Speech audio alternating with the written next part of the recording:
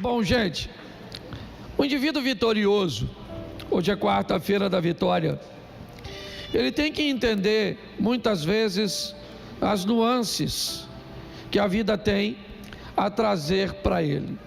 Hoje eu vou fazer uma reflexão rápida com vocês da história de um homem, sem dúvida nenhuma, um dos maiores exemplos da Bíblia, seu nome Davi. Mas a grandeza de Davi não estava simplesmente nas suas vitórias, também estava como ele se comportava nos seus ambientes de derrota. É muito comum nós exaltarmos e enaltecermos a vitória das pessoas, a falar que Deus sempre vai criar uma maneira de nos oferecer situações de alegria, de riso, mas nós sabemos que a vida não é um conto de fadas. Nós sabemos que a realidade é muito mais intensa do que a fantasia. Então, preparar pessoas apenas para vencer pode ser um sério erro de um líder religioso. O que nós precisamos é preparar pessoas para entender que venceremos a guerra, mas enquanto ela não terminar, nós poderemos perder algumas batalhas. Batalhas essas que podem levar um ente querido à morte, ao emprego que tanto amávamos, que acabamos perdendo, um relacionamento que era tão agradável, mas acabou terminando, um casamento que parecia que seria o primeiro e o último de nossa vida, mas por algum motivo não foi. Preparar as pessoas para encarar suas realidades, mesmo que aguardem os seus ideais, eu acho que é uma forma muito sóbria de conduzir as pessoas na caminhada cristã. Então hoje, primeiro eu vou te mostrar dois momentos da história de Davi. Põe na tela, por favor, primeiro livro do profeta Samuel, capítulo 17, verso 1. 1 Samuel 17, 1. Os filisteus reuniram suas tropas para a guerra em Socó, que fica em Judá, e acamparam entre Socó e Azeca em Éfes-damim. Feche os seus olhos. Senhor nosso Deus e Pai, em nome de Jesus, eis aqui a tua palavra, continua falando conosco. Usa-me, ó Deus, como um canal de bênção nesta hora, em nome de Jesus. Você pode dizer amém? Amém. Isso. Continua com o verso de número 3, por favor. Os filisteus estavam no monte e os israelitas estavam no outro monte, ficando o vale no meio deles. Verso 4. Então do arraial dos filisteus saiu um guerreiro chamado Golias. Ele era da cidade de Gate e tinha quase 3 metros de altura. Preste atenção, porque essa é uma batalha que nós já conhecemos o final. Essa é uma história que nos conduz a um ambiente extraordinário de uma vitória de Davi. Aliás, acredito eu que é uma das histórias que o tornou mais famoso. Mas eu preciso mostrar a você uma outra batalha de Davi, um outro enfrentamento de Davi, e ele está no segundo livro do profeta Samuel, no capítulo 12, no verso 16. 2 Samuel 12, 16. Davi suplicou a Deus pela criança. Davi jejuava e, entrando em casa, passava a noite deitado no chão. Então os anciões do seu palácio se aproximaram dele para o levantar do chão, porém ele não quis e nem comeu com eles. No 7º dia morreu a criança, E os servos de Davi ficaram com medo de informá-lo que a criança estava morta, porque diziam: quando a criança ainda estava viva, falávamos com ele, mas ele não dava ouvidos à nossa voz. Como então vamos dizer a ele que a criança morreu? Poderá fazer alguma loucura. Mas Davi notou que os seus servos cochichavam uns com os outros e entendeu que a criança havia morrido. Então perguntou: a criança morreu? Eles responderam: morreu. Então Davi se levantou do chão, lavou-se, ungiu-se, trocou de roupa, entrou na casa do Senhor e o adorou. Depois voltou para o palácio, pediu comida, puseram-no diante dele e ele comeu. Preste atenção, essa história não é tão atraente como a anterior. Essa não é uma história de um desfecho muito satisfatório. Essa foi uma batalha que Davi perdeu. Ele acaba de ver seu filho morrer. Ele não pode fazer nada para fazer com que o seu filho retorne. Não está ali nenhum profeta, nem Elias, nem Eliseu, para conduzir novamente seu filho à vida. Davi acaba de perder uma batalha. Mas eu não sei se você reparou que assim que o filho dele morre, ele tem todos os motivos para ficar prostrado, mas se levanta. Tem 7 dias que ele não toma banho, mas lavou-se. Para que não fique nenhum resíduo de suas perdas, ele põe um perfume para tirar o cheiro, supostamente, de um ambiente, de 7 dias sem tomar banho. Ele troca de roupa, porque está vestindo veste de saco, de súplica. Ele entra na casa do Senhor para adorá-lo, não para agradecer, porque ele não é hipócrita. Seu filho está morto, não para pedir, porque o filho morreu e não vai voltar, mas ele me mostra que é um adorador quando está ganhando e é um adorador quando está perdendo. Você está entendendo isso? Depois ele volta para o palácio, tem 7 dias que não come, ele está fraco, ele pede comida, puseram comida diante dele, ele comeu, porque ele é rei, ele tem uma missão que é maior do que ele mesmo, é governar o povo, que Deus entregou em suas mãos. Então você está numa campanha, é muito legal. Agora a minha preocupação é o que você vai fazer se as coisas não acontecerem segundo o que você planejou, segundo o que você idealizou. É importante que você entenda que a curto e talvez a médio prazo o resultado negativo pode ser muito ruim, mas a Bíblia nos garante que todas as coisas cooperam para o bem daqueles que amam a Deus. Então é importante entendermos que a longo prazo nós seremos, ou já somos, por fé, vencedores. Mas eu quero te mostrar a batalha que ele venceu.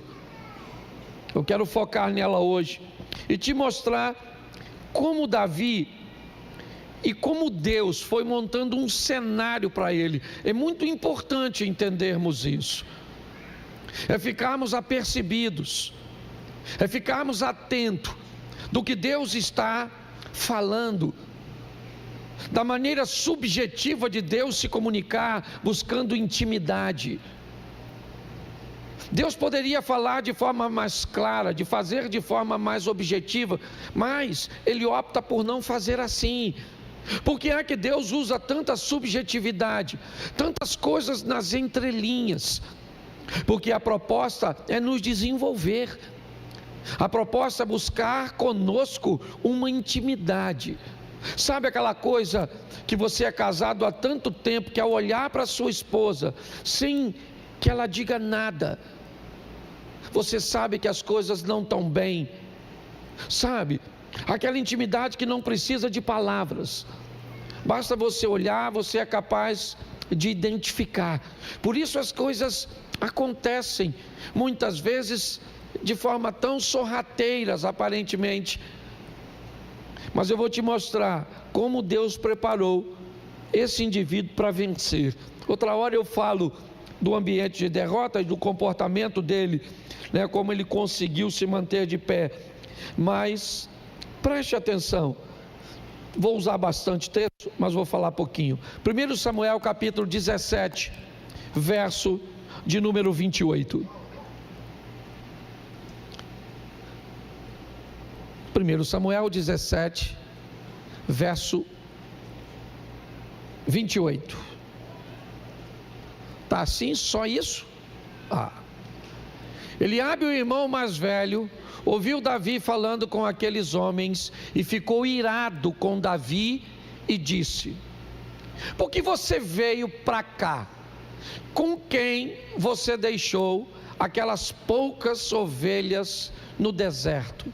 Sei que você é presunçoso e mau.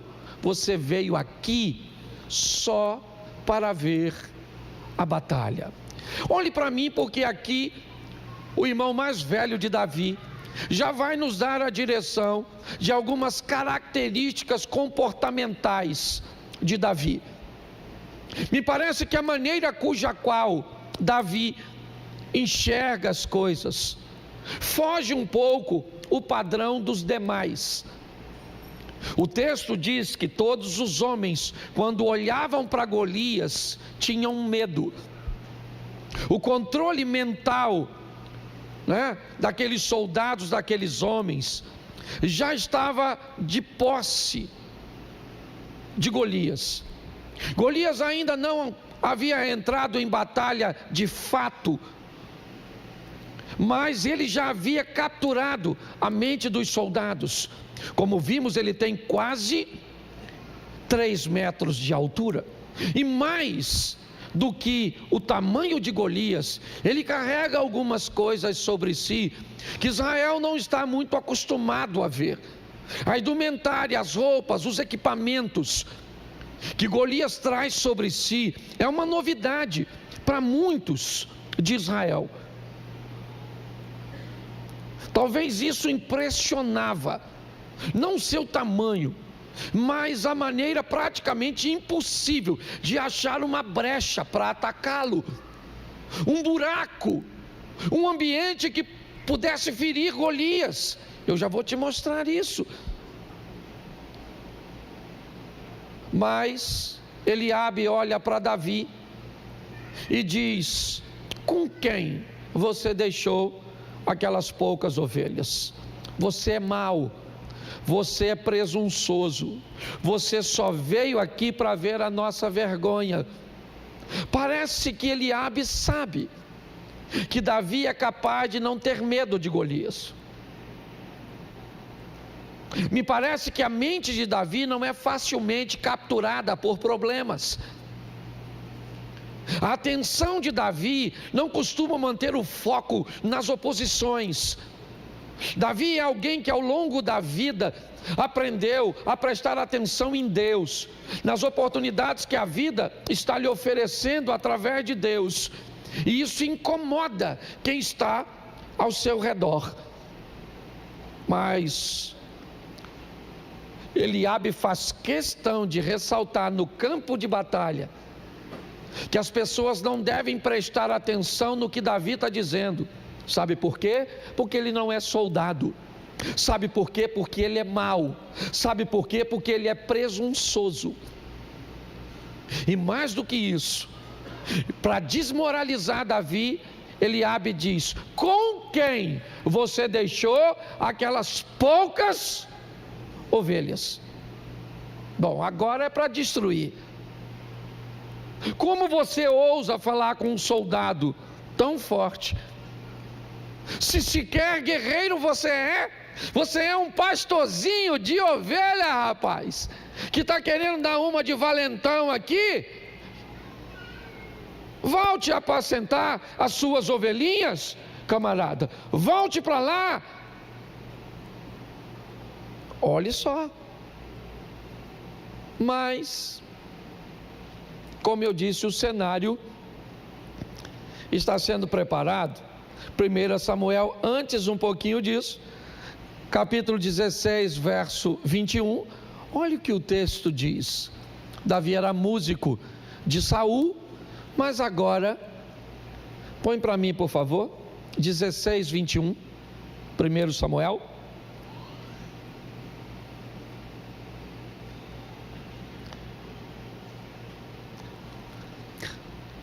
Assim Davi foi a Saul e esteve diante dele. Saul gostou muito dele e fez dele seu, presta atenção, seu pajem de armas, em algumas traduções.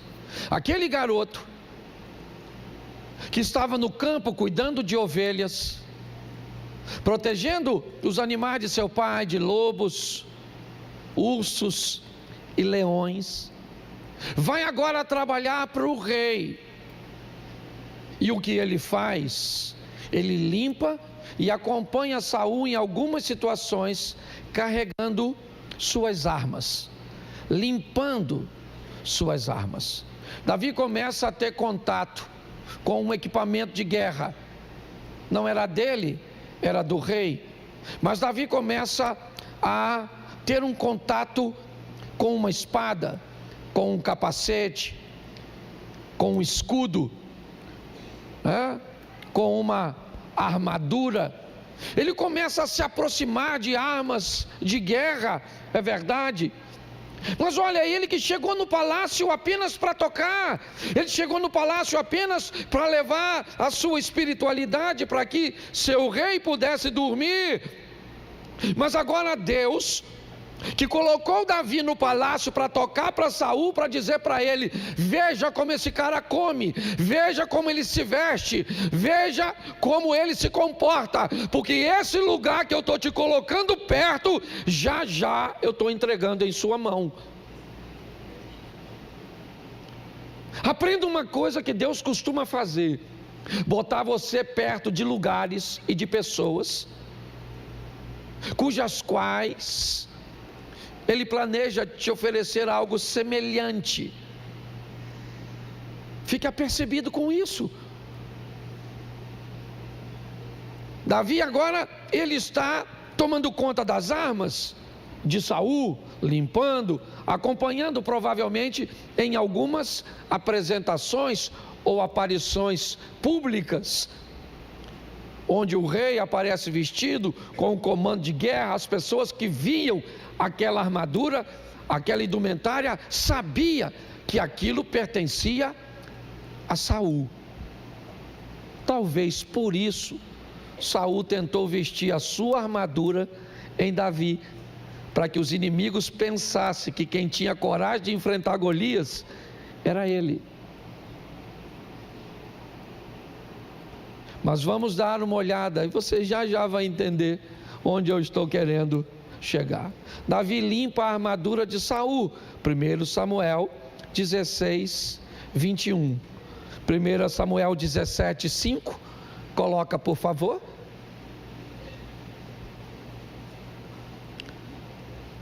Primeira Samuel 17, 5.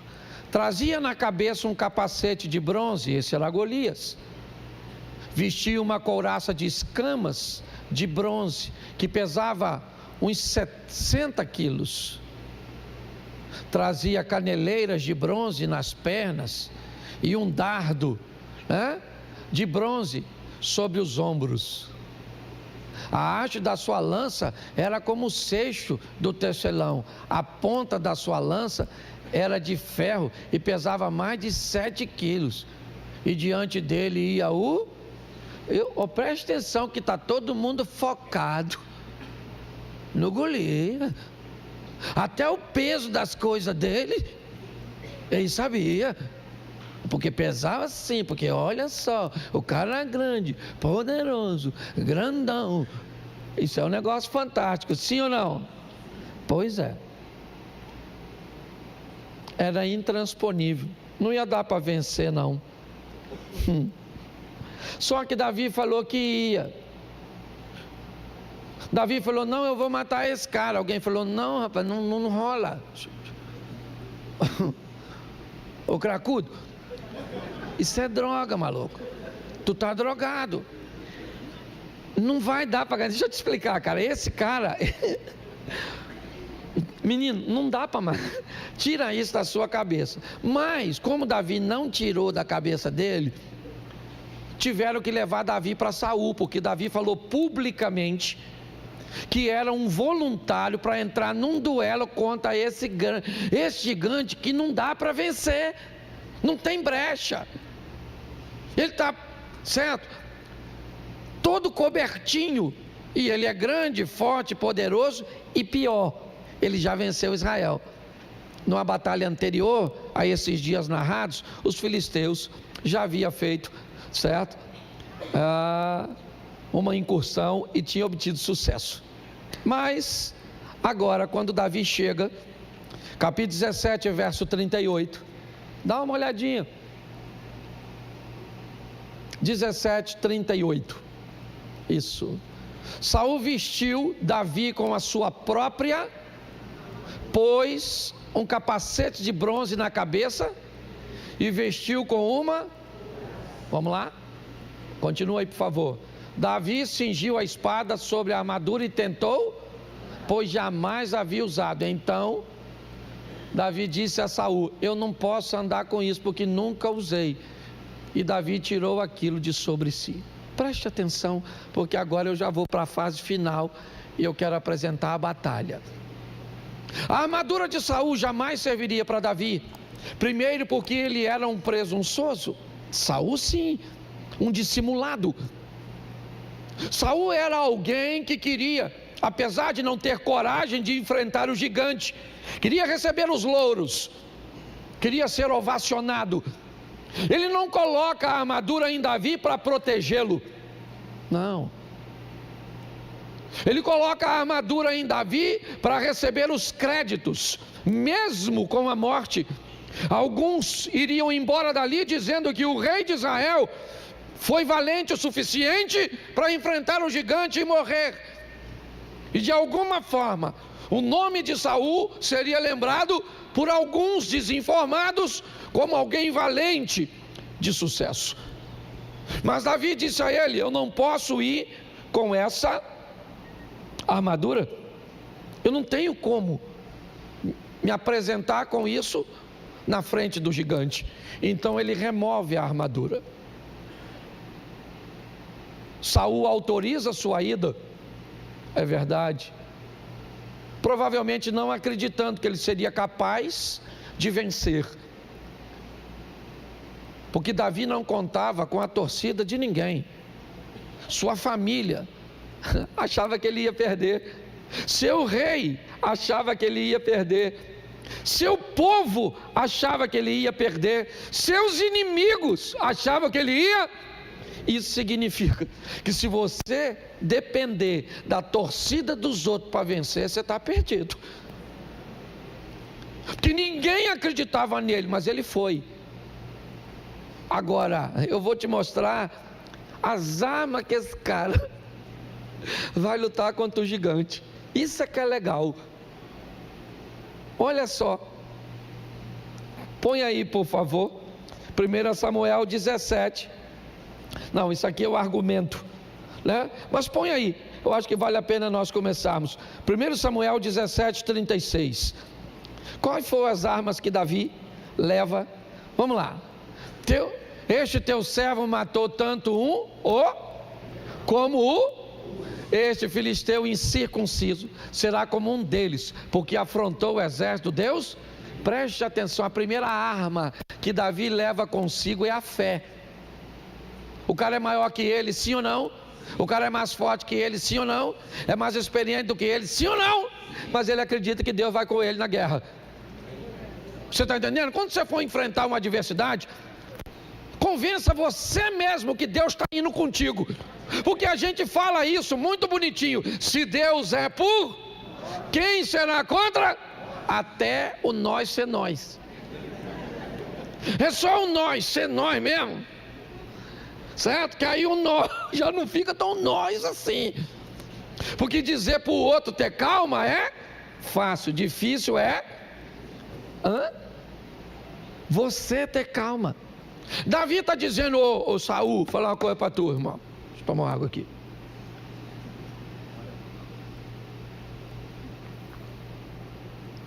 Saul falou, o Davi falou, Saul, vou falar uma coisa para tu. Estava eu apacentando as ovelhas do papai, um dia lá assim, quando veio um leão e falou, vou pegar uma ovelha dessa. Eu falei, aí leão, aqui tem pastor.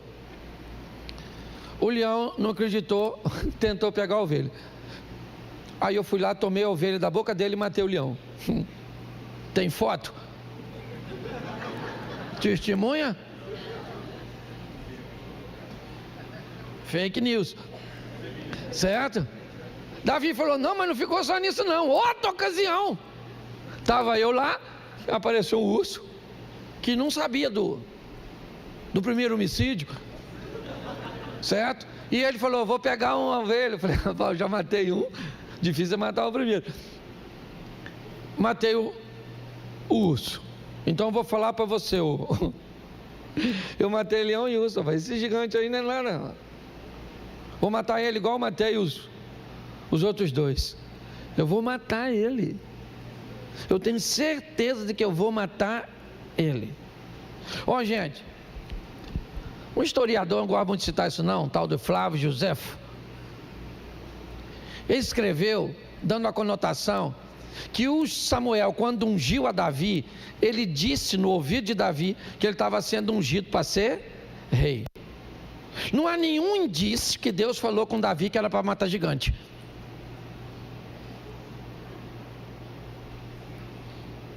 O indício é que ele era para ser rei. Eu fico imaginando, aí sou eu, tradução, tá bom? Os teólogos de plantão morrem quando eu faço isso, mas aqui tem sepultura. Eu fico imaginando o mundo espiritual escutando Davi chegando lá e falando, eu vou encarar o gigante. Ele falou, mas não foi isso. Era só para ser rei, não era para matar gigante.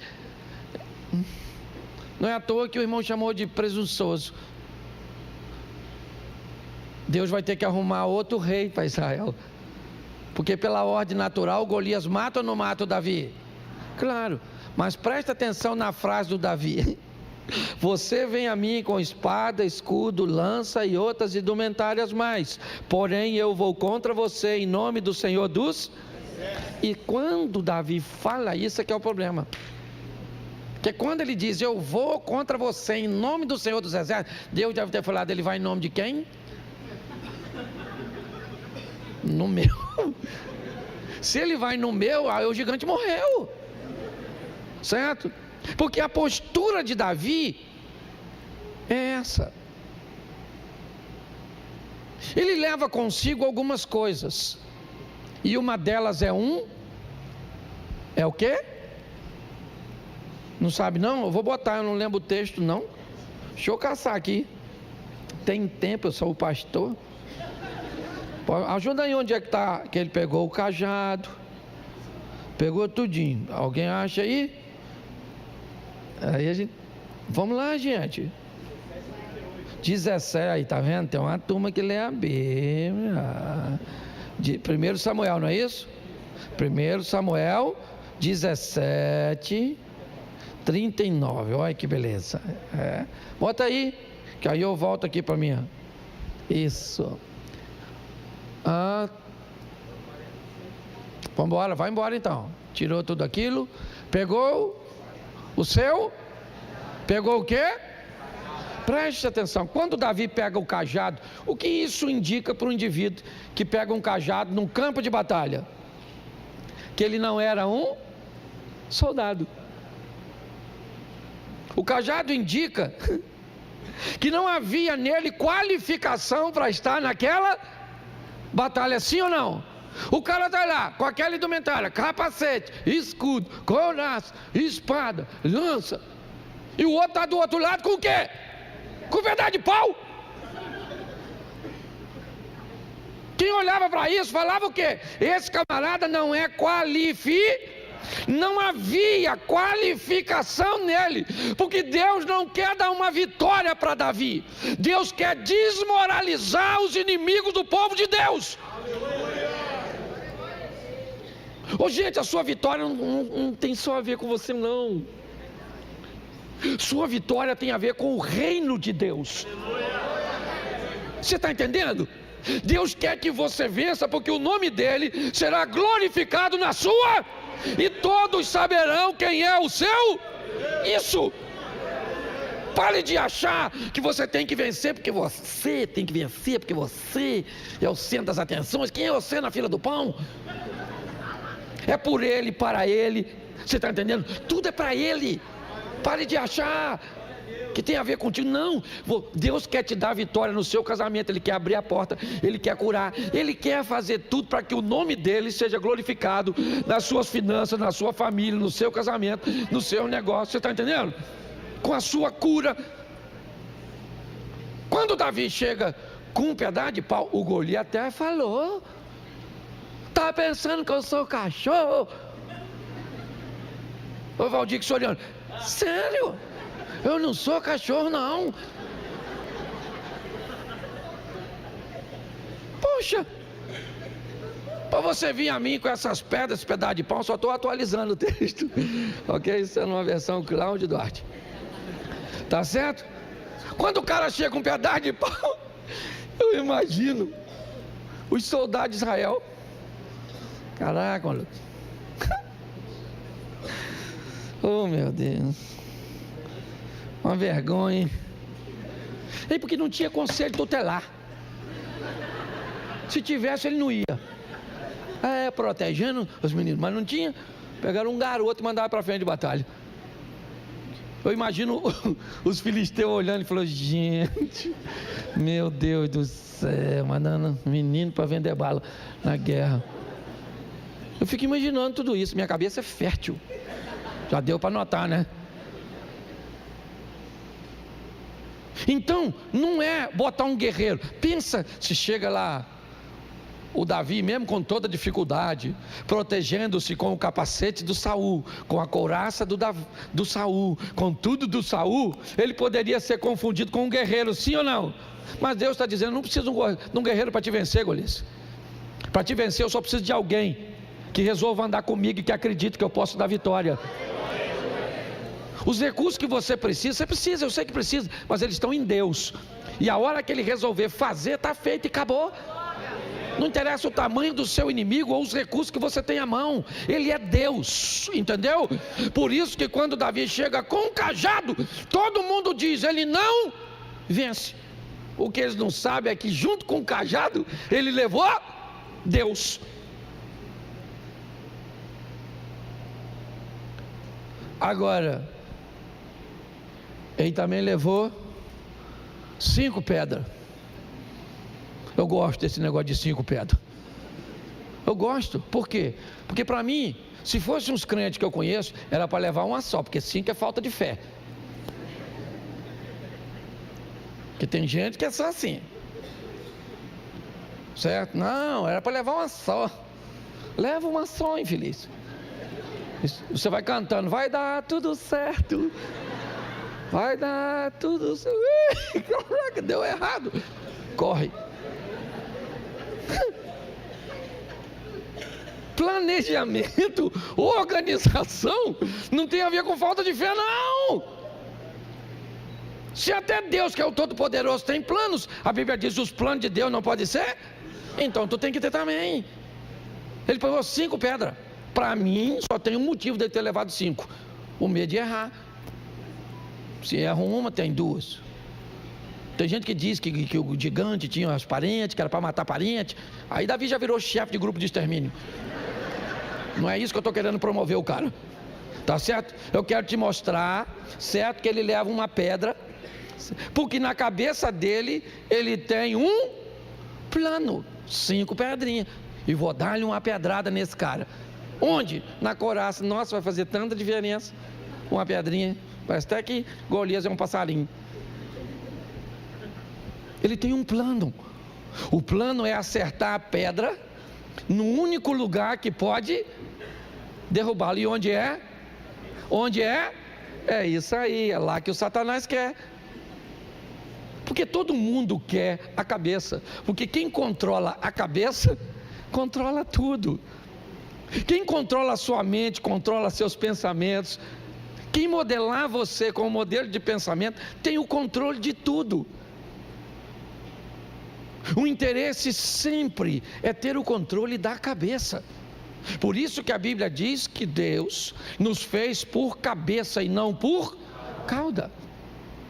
Por isso que a semente da mulher esmaga a cabeça da serpente. Porque quem age na cabeça elimina o problema. Hoje tem gente que não elimina o problema. Você tem um problema, você arranca os dentes do seu problema. Ele corre atrás de você, banguelo. O problema foi feito para ser resolvido, não é para paliativo. Nós estamos olhando alguém, o que ele tem? Ele tem um plano. Por quê? Porque ele sabe que a vitória dele tem a ver com a sua postura. Por isso ele apanha as pedras, dando a ele a oportunidade de ter mais um tiro, de tacar mais uma vez. Se seu nervosismo, se a habilidade do guerreiro Golias for suficiente para se desviar da pedra, ou a imperícia de Davi naquele momento, né, com seu nervosismo não der certo, ele tem mais 4 para alcançar seu propósito. Mas ele também sabe que ele precisa de algo para potencializar a sua ação. Então, ele vai e leva a sua atiradeira, sua funda. O que era a funda? Era uma arma que potencializaria a ação de Davi. Com a força de sua mão, ele tacaria a pedra, né, de um jeito, potencializando a pedra. Com o movimento da funda, ele daria provavelmente muito mais impacto. E é isso que ele faz. Na verdade, eu poderia fazer uma aplicação dizendo que Davi leva a pedra e ali ele leva consigo sua postura, o seu agir. Mas ele vai potencializar sua ação com a funda. E nós podemos potencializar nossa ação com a oração. Nós podemos potencializar nossa ação com um jejum, com um propósito, com um voto. Uma série de coisas que podem potencializar a sua campanha.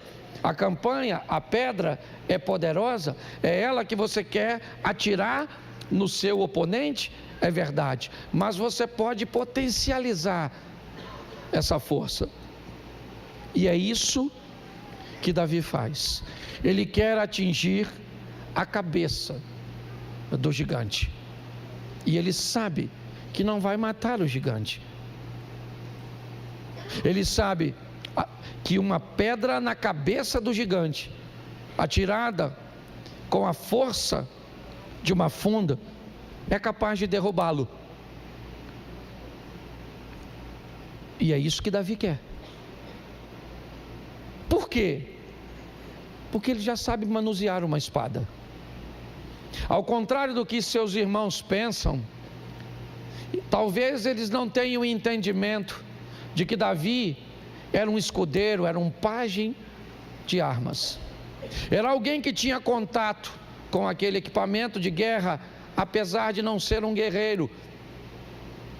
Quando Davi está no palácio, ele está atento às oportunidades que Deus está lhe oferecendo. Quando ele vai reinar no lugar de Saul, ele sabe como Saul comia, como ele bebia, como ele sentava, como ele recebia as autoridades. E também ele tem acesso às armas do rei. Com Saul, com Golias agora caído, não morto, caído pelo impacto da pedra, não há possibilidade de alguém socorrê-lo. Era um duelo. Se você acompanhar o texto, a batalha era no vale, os inimigos ficavam à distância da montanha, os dois estão indo em direção. Não há possibilidade de socorro para Golias. Agora, Davi vai até Golias e pega a arma que Golias pretendia matá-lo.